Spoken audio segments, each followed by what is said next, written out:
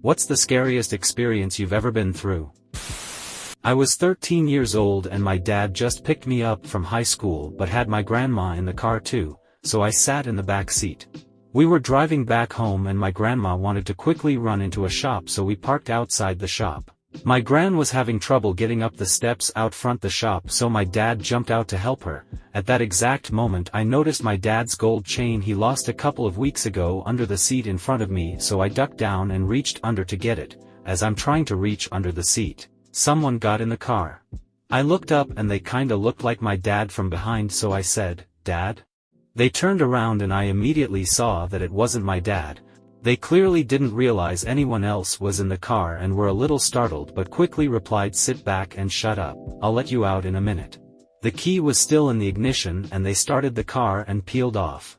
I have never really felt fear like it. All the worst kinds of thoughts rushed through my head and I was convinced they had stolen the car because I was in it, and they drove down a couple of streets and pulled over and just said, "Okay, get out." I ran back to the shop and halfway ran straight into the arms of my dad, who had been running after the car. I could literally feel the relief that he was feeling through that hug. Watching my 3-year-old son wither away due to leukemia to the point he was so weak he couldn't walk, sit up, or talk, and we would have to hold his head in place so that he could watch Paw Patrol. He's now almost 4 and back to walking again and seems to be winning his long hard battle. 5 years ago, we thought my father had been kidnapped for ransom. Those 3 to 4 days when we thought he was being held somewhere were absolutely and sheer terror. Turns out he was killed on day 1. Tick-borne encephalitis. I didn't even know a tick had bitten me and went from headache to shivers and extreme fever until I wasn't able to walk without my wife supporting me.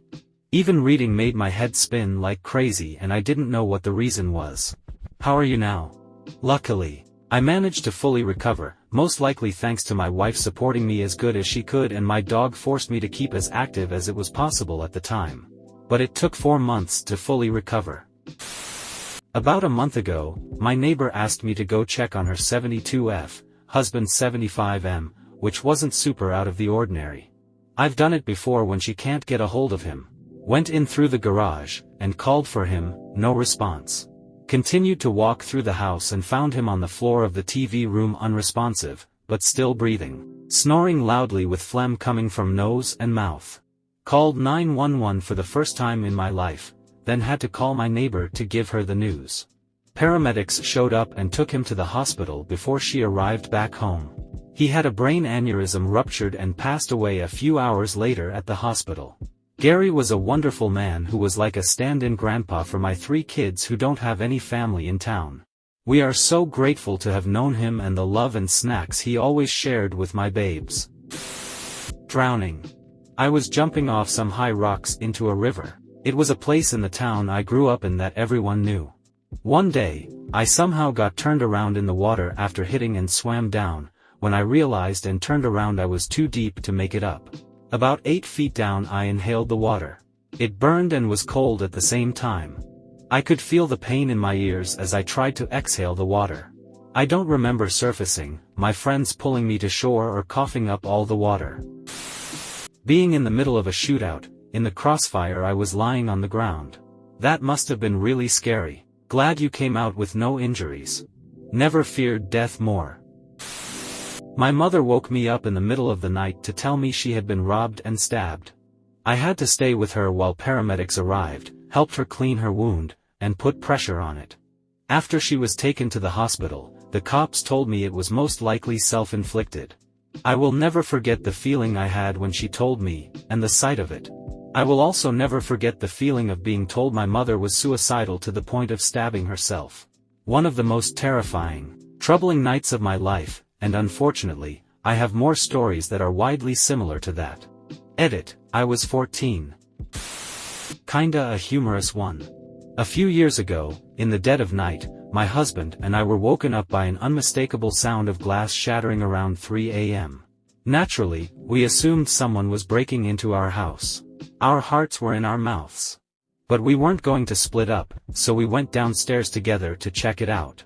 I have never been so scared as when we had to go through our house, room by room, to make sure there wasn't an intruder. But there wasn't, and none of the windows were broken. We were super confused. Until we walked into the bathroom. Turns out, tempered glass shower doors have a reputation for randomly exploding. If a crack forms, it very slowly spreads out across the rest of the glass, and when it crosses a certain threshold, the whole thing shatters. Ours just happened to be at 3 a.m. I posted this in a thread a long time ago, but here you go. Memory loss. I was 18 at the time and crashed while downhill longboarding with some friends. They saw I was only out for a minute or so, but to this day I still have no memory from the moment of the impact till about 30 to 45 minutes later. I came to in my friend's car as he drove me to the hospital. It was such a bizarre feeling. Dreamlike. I remember thinking that I had just woken up, but I couldn't remember when I went to sleep. I couldn't remember the last thing I did before sleeping. I didn't even know what day it was, or month for that matter. I was pretty sure it was summer, but that was it. Then I realized the pain. My knees were bleeding, my hands swollen, my foot was somehow wrong, and my head was pounding. I remember just panicking and starting to sob because I couldn't figure out what was happening. Maybe one of the most tame stories here, but it took me probably a half an hour to an hour to start regaining memories, but that period of just not knowing was utterly terrifying. P.S. I was wearing a helmet and I'm convinced it's the only reason I'm writing this today.